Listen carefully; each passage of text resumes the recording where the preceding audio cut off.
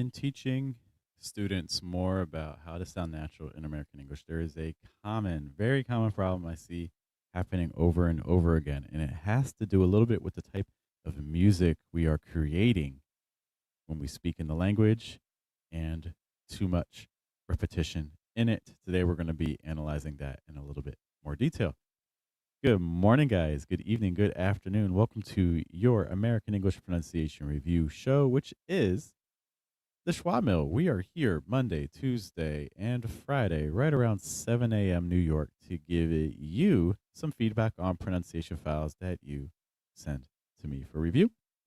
And to guide you in that process, there is me. Hi, my name is Jeff. It rhymes with breath. That happens to be one of the 4 keys to a natural sound in American English, including placement, pitch, breath, and trying to strengthen your vowel sounds by weakening your consonant sounds. And today we have 2 more files. Thanks to everyone who's been sending files. And if you would like to have the opportunity to send your own file for review in the future, you can take a look at the video description, which has a link to a Telegram group that's free, where you can do so. Let's take a listen to our first file and start talking a little bit about this concept in American English of where we need to find the pattern that we use when we speak, and we need to break that pattern.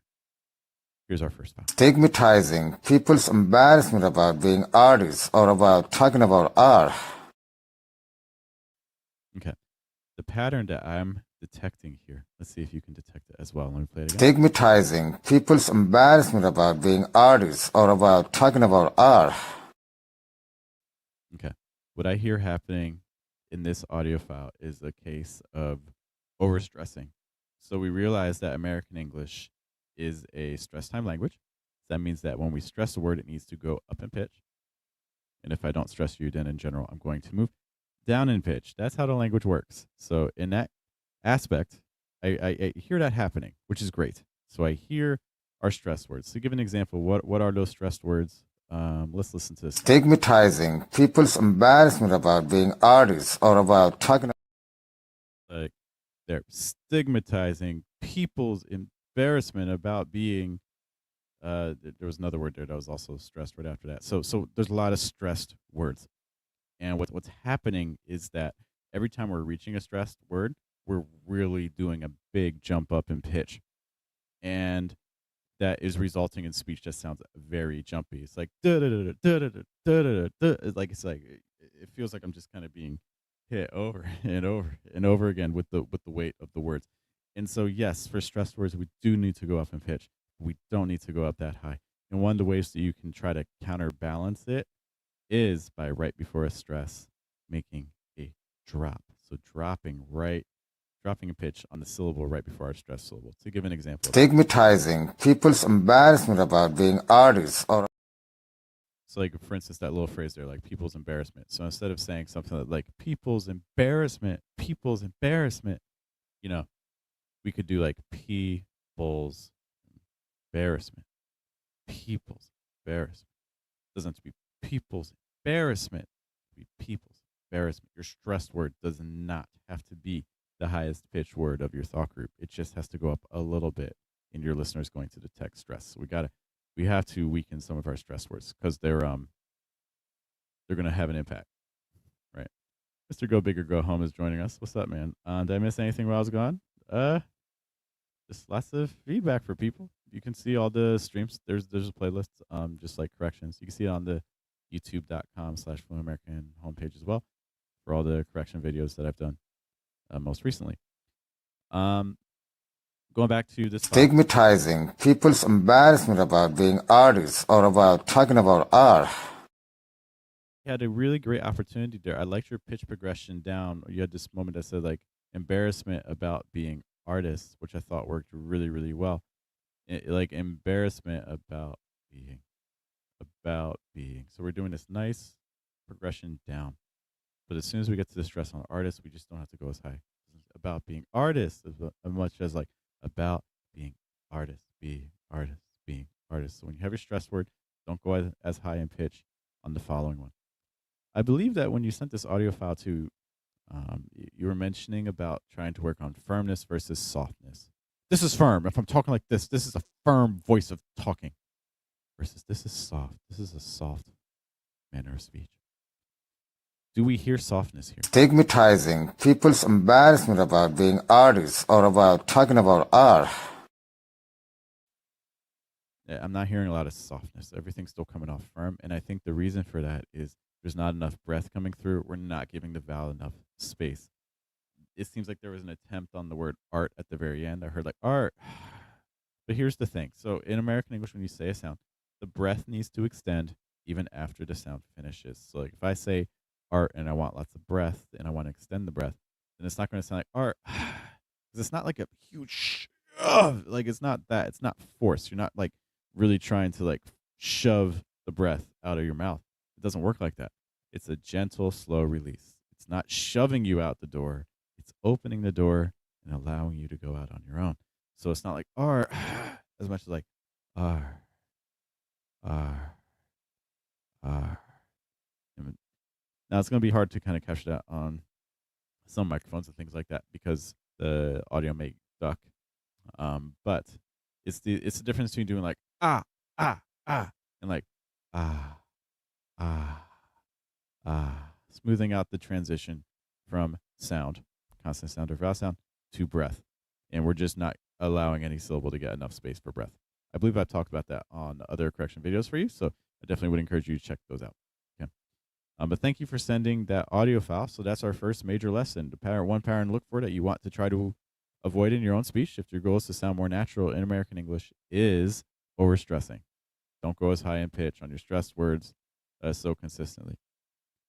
Let's take a listen to our second audio file for today. Watched a video of two guys talking about how to overcome procrastination, and one of them had an idea that the best way you could overcome procrastination. Okay. The big thing I'm hearing in this case, the pattern I want you to watch out for, is a pattern we talk about a lot, which is repeated pitch patterns. We're falling back to about the same pitch level over and over and over again. So we're never really accessing the mid highs to highs, and we're also never accessing mid lows to lows. And obviously, that is going to make our speech a little bit difficult. Okay. Before we listen to the audio file again, let's go big, go home. Do you still do 2-hour streams on weekends when they correct their sentences? I'm not doing that. This is so the Schwab LD streams on Mondays, Tuesdays, and Fridays are a replacement for that. So people send me audio files in a Telegram group. Okay, you can see in the video description. It's free, and then I take the audio files that they send me. So it's a similar format, but not as long. So it's like 10, 15-minute streams instead of a long, like 2-hour one, several times a week.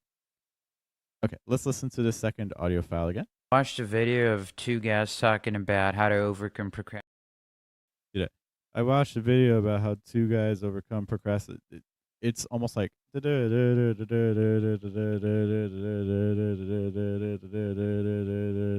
see that we're stuck in that mid range, and there is a moment where we deviate. There is a moment where we access a higher pitch, which is great. I'll try to point that out. Watched a video of two guys talking about how to overcome procrastination, and one of them had an idea that the best way you a little bit like procrastination. So we started going higher in intonation on procrastination, which is great. And then we got stuck on that pitch, right? Procrastination, and one of them. Okay. So the central idea again is that when you change a thought group, change the pitch. I'll give you an example. Where are our first couple thought groups in this audio? watched a video of two guys talking about how to overcome Okay, so I watched a video about two guys talk about how to overcome procrastination. That was the file, more or less, right? Watched a video of two guys talking about how to overcome procrastination, and one. I watched a video of two guests. I'm just going to write this down so you guys can see. So I watched a video of two guests talking about how to overcome. Another thing that's happening too is you're going to see all these thought groups are really, really short. There's no thought group that's really going to like 3, 4, 5, 6 words. Everything is like 2 words, 3 words. This is more or less what I'm hearing. You know, give or take a thought group or two, but it's generally something like this. I watched the video of two guys talking about how to overcome procrastination.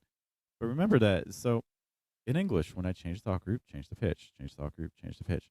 So, like, I watched a video of two guests talking about how to overcome procrastination.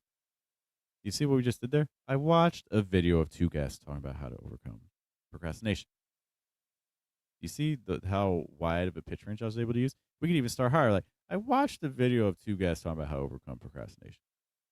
Okay, so now what we're doing is we're just accessing a wider pitch range. I can't say I watched a video, you know, I watched a video. So as soon as you change the thought group, you can start thinking about changing your pitch. So watched and should not have the same pitch in general.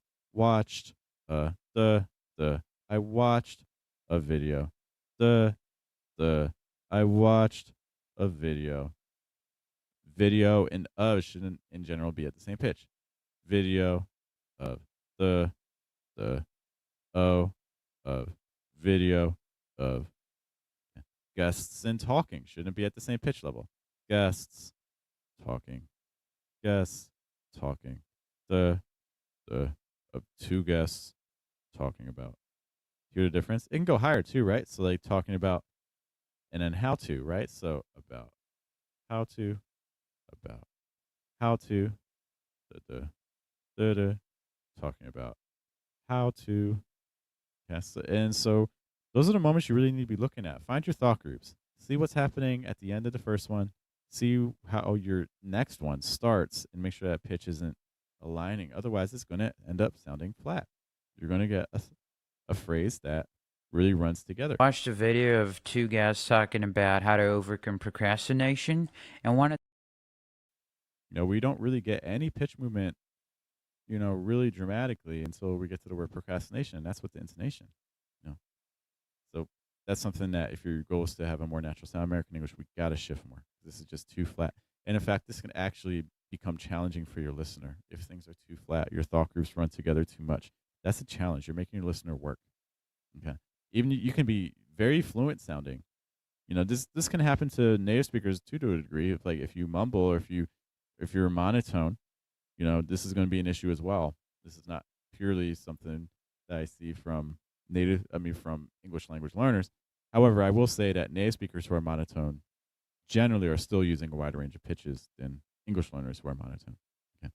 So those are things to watch out for. If you're making these sorts of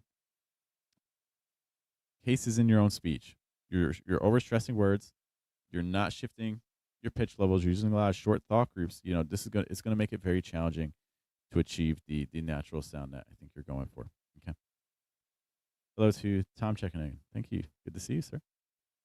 All right, guys, I do have to run, but hey, play around with these. Let me know if you are falling into either of these two traps yourself with regards to pitch, short thought groups, and overstressing.